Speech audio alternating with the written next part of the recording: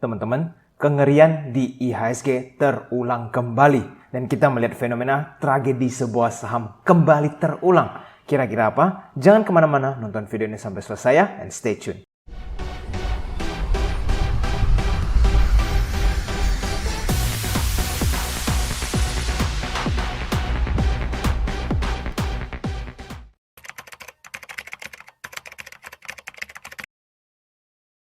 Oke teman-teman, jadi di video hari ini kita akan nanti membahas ya bahwa saham goes wrong. Di mana ada sebuah fenomena kembali terjadi tragedi saham di IHSG. Yuk langsung saja kita mulai. Pertama-tama saya ingin mengucapkan welcome ya bagi para penonton yang mungkin baru ketemu channel AJ Invest. Jangan lupa untuk follow Instagram kami di ajinvest.official untuk mendapatkan informasi terbaru seputar saham. Dan teman-teman jangan lupa juga setiap hari Minggu jam 8 malam selalu bisa ikutan Clubhouse bersama AJ Invest. Nanti saya akan cantumkan linknya di kolom komentar di bawah. Dan pastikan teman-teman jika ingin bergabung dengan komunitas AJ Invest bisa hubungi kami di Telegram @AJ_Invest_Admin. Oke, jadi teman-teman, coba kita lihat dulu dari The Fed ya. Di Desember ini, kita lihat di tanggal 13 sampai 14 Desember ini akan menjadi terakhir kalinya pada akhir tahun ini ya. The Fed akan menaikkan suku bunga. Nah, sekarang kita lihat judulnya bahwa Powell says Fed could slow rate increases at next meeting. Maksudnya apa? Para ekonom memprediksi bahwa di Desember kali ini The Fed mungkin menaikkan lebih tidak agresif atau lebih dovish. Yang sebelumnya itu kita lihat terus-terusan terjadi 75 BPS ya. Kemungkinan di Desember kali ini 50 sampai 25 basis point. Nah, jadi teman-teman kalau seumpamanya yang terjadi ya 50 atau bahkan sampai menjadi 25. Ini akan menjadi sebuah katalis untuk penguatan di indeks secara global karena ini menunjukkan bahwa The Fed mulai dovish. Nah, tetapi kalau misalkan di Desember ternyata kenaikannya di 75, maka kita masih harus berhati-hati ya di tahun 2023. Siapa tahu kemungkinan resesi semakin dekat kalau The Fed masih terus-terusan agresif menaikin suku bunga.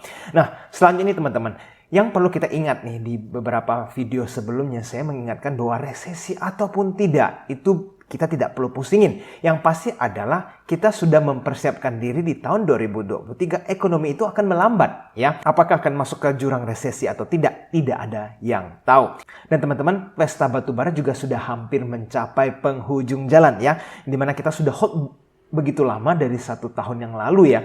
Sampai Desember kali ini atau bahkan Januari ini adalah saatnya kita mulai exit dan harapannya ada kenaikan yang cukup signifikan sehingga profit yang kita bisa dapatkan itu lumayan banyak. Nah teman-teman, sudah lama saya tidak pernah membahas sektor emas ya. Dan di video hari ini saya ingin membahas sedikit seputar sektor gold, oke? Nah, jadi teman-teman perhatikan dulu, US Dollar Index ini pada saat video ini dibuat memang mengalami penurunan beruntun ya. Jadi dalam 1 minggu terakhir US Dollar itu mengalami penurunan. Nah, sekarang teman-teman kita bisa lihat saja dalam 5 hari itu yang sebelumnya minggu lalu ini pada saat video ini dibuat harga USD itu masih di 15.752. Tetapi pada saat video ini dibuat Desember 3 ya, itu USD berada di 15.428. Penurunan yang cukup signifikan ya hanya dalam waktu 1 minggu. Nah, biasanya nih teman-teman, kalau USD mulai turun ya, itu ada sentimen terhadap emas. Sekarang coba kita lihat saham-saham emas yang ada di IHSG. Sebenarnya tidak ada banyak pilihan ya. Coba salah satunya adalah MDKA, Antam, BRMS, ARCI, dan juga PSAB. Ya, sekarang saya breakdown dari segi PBV dan juga PER-nya. Kalau teman-teman lihat secara sekilas, itu valuasi saham-saham emas tidak terlalu menarik ya. Coba lihat aja MDKA itu sudah 6, PER-nya 50 lebih. Antam 2 PBV-nya dan PER-nya 21 dan seterusnya. Jadi teman-teman bisa lihat valuasi saham-saham emas di Indonesia memang tidak murah. Oke, nah sekarang coba kita lihat dari cash flow-nya kelima saham ini ya. MDKA, Antam, ARCI, BRMS, dan PSAB. Itu yang plus free cash flow-nya itu cuma Antam. Kebayang nggak? Berarti saham-saham lain itu masih losing money dari segi free cash flow mereka. Lihat ya, negatif semua pada saat video ini dibuat. Jadi teman-teman kalau saya perhatikan, teman-teman yang ingin trading di saham-saham emas ini lebih ke jangka pendek ya. Jadi berdasarkan sentimen. Tetapi kalau berdasarkan fundamental mungkin teman-teman harus hati-hati dulu karena free cash flow mereka rata-rata masih negatif. Hanya Antam yang baru positif. Dan itu pun Antam ada diversifikasi bukan cuma di emas ya teman-teman. Kita tahu mereka ada nikel dan juga lain-lainnya. Jadi kenapa kita membahas sektor emas? Kalau kita lihat roadmap ke depan, kita melihat bahwa The Fed itu akan secara perlahan-lahan menaikin suku bunga. Tidak akan seagresif beberapa bulan yang lalu, di mana mereka menaikin 75 basis point. Nah, kita juga bisa melihat bahwa USD atau dollar index itu mulai melemah, ya kan? Nah, kita tahu nih pergerakan emas dan US ini kan berlawanan. Trennya USD mungkin sudah naik terlalu banyak, sekarang saatnya mereka pullback atau mungkin bisa saja mereka mencapai puncak. Nah, disitulah sentimen emas bisa kita gunakan ya teman-teman. Jadi kalau USD nanti terus-terusan koreksi, maka emas ada potensi dari segi sentimen karena harganya naik, teman-teman boleh ikut trading di sektor emas. Tapi ingat teman-teman, bagi yang ingin trading di saham-saham emas ini jangan terlalu lama di dalam ya, karena secara valuasi mereka masih mahal dan masih banyak yang negatif free cash flow. Jadi tidak cocok buat teman-teman yang ingin hot jangka panjang. Tapi untuk jangka pendek selama ada sentimen emas harganya naik, maka teman-teman boleh perhatikan sektor emas ini. Nah, jadi teman-teman berikutnya kita membahas IHSG ya. Di 1 minggu terakhir teman-teman bisa melihat asing ini melakukan ada pembelian yang 552 miliar. Ini tidak bisa dibilang besar. Kenapa? Karena ini periode 1 minggu. Jadi asing masih tetap wait and see. Sudah beberapa bulan terakhir ini ya. Asing in and out sehingga mereka itu overall-nya masih tidak terlalu besar net akum atau net sell mereka dalam waktu tertentu. Nah, coba kita pelajari di minggu terakhir ini apa sih yang dilakukan oleh asing. Jadi top buy yang saya ambil adalah khusus saham-saham yang di atas 50 miliar dalam 1 minggu akumulasinya ya. Karena kalau di bawah 50 miliar dalam 1 minggu itu terlalu kecil.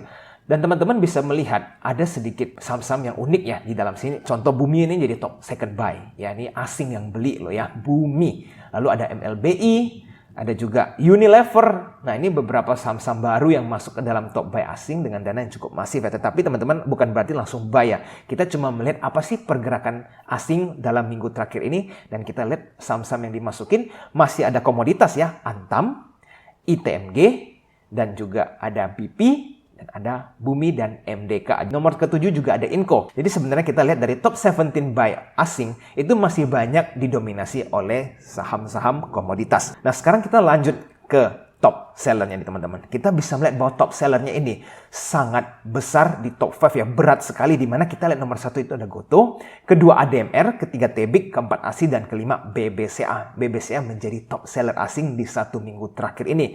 Besar sekali. Jadi teman-teman kita bisa melihat bahwa harus sedikit hati-hati nih. Kenapa? Karena top sell di asing ini juga terdiri dari banyak saham blue chip ya, Telkom juga blue chip, UNTR juga blue chip, dan seterusnya. Nah, jadi teman-teman kita sebaiknya juga wait and see dan masih stick with the plan ya. Desember ini masih cenderung ke komoditas. Saham-saham lain kita lihat dulu nih seberapa banyak asing akan akumulasi atau justru asing masih wait and see di market IHSG. Dan jadi kita akan melanjut ke bagian selanjutnya yaitu saham go strong, di mana teman-teman tadi bisa lihat top sell asing nomor 1 di 1 minggu terakhir itu adalah Goto. Nah, ini teman-teman bisa melihat ini adalah harga saham Bukalapak, di mana ini adalah tragedi yang sebelumnya, ibaratnya season 1 di mana banyak sekali korban-korban retail yang dimakan oleh saham Bukalapak. Kenapa? Karena IPO-nya di mana naik arah 2 kali dan setelah itu sahamnya turun sampai 74%. Ya, sekarang pada saat video ini dibuat harga Bukalapak 274. Nah, tetapi teman-teman, tragedi ini walaupun sangat mengerikan, ternyata ada tragedi yang jauh lebih mengerikan dari saham Bukalapak, yaitu Goto. Jadi teman-teman bisa melihat Goto pada saat video ini dibuat sudah mengalami koreksi dari sebesar 64%, ya, di mana harga Goto pada saat video ini di 132. Nah, kalau teman-teman bandingin Buka mungkin kelihatan koreksi sudah lebih banyak ya, 70% lebih. Nah, tetapi teman-teman, kenapa Goto bisa lebih mengerikan? Yuk coba kita pelajari hal ini. Jadi teman-teman, pada saat video ini dibuat, itu Goto itu 132 dengan kondisi ARB full. Ya, sahamnya full ARB dengan lot antrian yang mencoba untuk keluar dari saham ini sebanyak 264 juta lot. Jadi kalau kita kalikan nih dengan harga 132 dan dikali 100, ya kan, satu lot kan 100 lembar, itu ada 3,5 triliun yang lagi antri di ARB. Ya teman-teman, 3,5 triliun di pasar reguler. Yes, sebesar itu yang kepingin keluar di saham Goto. Ini teman-teman BC aja, belum pernah kita lihat ya transaksi di market reguler sebesar 3 triliun di satu papan begini ya. Dan sekarang terjadi di saham Goto. Luar biasa sekali ya, FOMO yang mau keluar dari saham Goto. Nah teman-teman, yang lebih memprihatinkan lagi yaitu keadaan di pasar nego di saham Goto. Jadi di Jumat kemarin, itu ternyata ada seorang investor atau beberapa investor jual saham GoTo di pasar nego hanya sebesar 2 perak rupiah, ya, sebesar 57 juta lot. Kalau teman-teman rupiahkan itu sekitar 11 miliar, yaitu mereka pasti udah exit dengan harga sangat murah karena market aja baru 132. Lalu ada yang jual di harga 100 ya dengan 78 juta lot ya teman-teman, itu 780 miliar. Dan sedangkan di regular 132 mereka jualnya di 100 perak. Lanjut ya teman-teman, ada di harga 132 dengan 92 juta lot dan di harga 133 ada 87 juta lot. Dan kalau kita totalkan ini semua ya teman-teman, itu ada kisaran 3 triliun lebih juga terjadi transaksi di pasar nego GoTo Jumat kemarin. Nah teman-teman, pada saat transaksi ini terjadi, itu harga induk GoTo itu di 132, tetapi ada investor-investor yang berani jual murah demi bisa merealisasikan mereka punya profit atau cut loss. Kita tidak tahu siapa yang bertransaksi. Dan teman-teman, selanjutnya kita bisa melihat ya bahwa ternyata saham GoTo ini dimiliki oleh masyarakat publik sebanyak 74,29%. Ini luar biasa sekali ya, banyaknya jumlah masyarakat yang pegang saham GoTo. Coba kita bandingin ya, saham Bumi ini sebelah di kanan ini adalah saham Bumi di mana publik 75%. Jadi GoTo sama Bumi ini keadaan jumlah masyarakatnya sudah sama banyak. Bertumpuk-tumpuk nih masyarakat nih.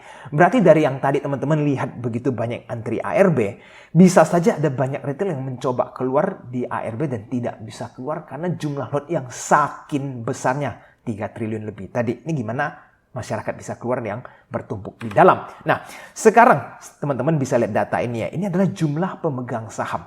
Kalau kita lihat BRI yang paling banyak ya retail di dalam, itu 300-an ribu. Ya pada saat 31 Oktober. Nah kita bisa lihat BCA itu 232 ribu jumlah pemegang saham. Nah GoTo itu ada di 258 ribu. Berarti kebayang kan seberapa banyak orang yang pegang saham GoTo. Jadi teman-teman berbahagialah kalau teman-teman yang tidak nyangkut. Apalagi nyangkut yang harganya sangat tinggi. Karena teman-teman tidak termasuk dengan investor yang ada di dalam ini ya 258 ribu yang nyangkut sekarang. Bahkan Buka itu cuma 105 ribu yang memegang saham Buka. Padahal waktu itu teman-teman mungkin dengar ya berita bahwa banyak sekali retail yang sangkut di Buka. Dan itu nggak seberapa karena yang beli GoTo itu ada 258 ribu investor. Oke, nah sekarang nih teman-teman. Kemungkinan apakah GoTo akan lanjut turun sampai 50? Nah itu pertanyaan banyak orang ya. Kalau menurut saya pribadi, ke 100 itu kemungkinan akan sangat besar ya. Karena di pasar nego pun ada banyak terjadi transaksi di harga 100 ya kan. Tetapi kalau sampai 50 mungkin akan sulit. Kenapa? Karena GoTo akan gengsi ya untuk membiarkan sahamnya sampai ke 50. Karena kalau saham sudah menyentuh 50 itu nanti kalau mau digoreng kembali udah agak susah. Karena sentimen terlalu jelek. Dan apalagi di dalam masyarakat itu banyak sekali ya. Jadi kalau ke 50 itu banyak yang spekulasi buy di 50 malah nanti bandarnya susah buat ngangkut ke atas. Sehingga kemungkinan tidak sampai 50. Walaupun harga 50 itu sudah overvalue, masih tetap overvalue. Karena buktinya saja ada yang jualan di harga 2 rupiah. Nah teman-teman, pelajaran yang bisa dipetik dalam keadaan ini apa nih teman-teman? Jangan pernah overconfident dengan saham apapun yang ada di IHSG. Walaupun GoTo itu adalah market leader di Indonesia dan saya pribadi sangat suka dengan jasanya GoTo ya. Siapa sih yang nggak pakai Gojek? Siapa sih yang nggak belanja di Tokopedia? Ya kan? Tetapi perusahaannya ini, keadaannya ini sekarang masih dalam rugi yang sangat besar. Dan valuasinya dengan harga yang sekarang juga masih terlalu mahal. Sehingga teman-teman jangan terlalu pede dengan brand GoTo itu ya. Tetapi kita tetap harus objektif melihat dari performance-nya. Kalau nanti performance-nya sudah membaik ya, GoTo sudah menjadi profitable, teman-teman mau masuk silahkan. Tidak akan menjadi masalah ya kalau sebuah saham udah profitable. Tetapi kalau sekarang masih rugi besar, valuasi mahal, ya teman-teman memang resikonya bisa nyangkut seperti GoTo ini. Dan saya cukup yakin ya dari 251 investor yang beli GoTo, itu karena kemungkinan mereka kenal sekali dengan bisnis modelnya dan mereka sangat setia dengan brandnya. Tapi mereka agak terluput dari valuasi dan juga performance-nya. Jadi ini menjadi sebuah pelajaran untuk semua retail yang menonton video ini. Pastikan teman-teman jangan setia sama brand ya, apapun itu. Tapi teman-teman selalu setia dengan statistik fundamentalnya. Apakah perusahaannya profitable atau sebenarnya sahamnya atau perusahaannya masih rugi besar-besaran. Nah jadi teman-teman berikutnya apakah di tahun depan GoTo ini akan semakin merampingkan lagi ya dengan melakukan melakukan PHK massal atau mereka menaikin lagi mereka punya biaya pengantaran Gojek dan seterusnya, itu saya tidak tahu. Tapi mereka perlu melakukan sesuatu agar mereka tidak kehabisan cash. Nah, kenapa saya bilang seperti itu? Teman-teman bisa melihat ya, pada saat video ini dibuat, cashnya mereka yaitu 31 triliun. Oke? Ini cash mereka. Sekarang, cash flow statement, mereka itu rugi 21 triliun di trailing 2 month ya. Berarti di kuartal ketiga mereka sudah rugi 21 triliun ya teman-teman. Itu serapi dulu. Nanti kalau di akhir tahun ya, kuartal keempat, mereka rugi lagi nih sekitar 6-7 triliun. Ya, atau sekitar seperti itu. Maka mereka hampir rugi 30 triliun dalam waktu 1 tahun. Jadi dengan kerugian yang sebesar itu ya, ini teman-teman bisa lihat performanya rugi 6 triliun, 7 triliun, 6,6 triliun. Dan kalau ini berlanjut nih teman-teman, ya misalkan di kuartal keempat kan ruginya bisa besar ya, mungkin karena promo dan seterusnya. Jadi angkanya mungkin di 8 atau 7 ya.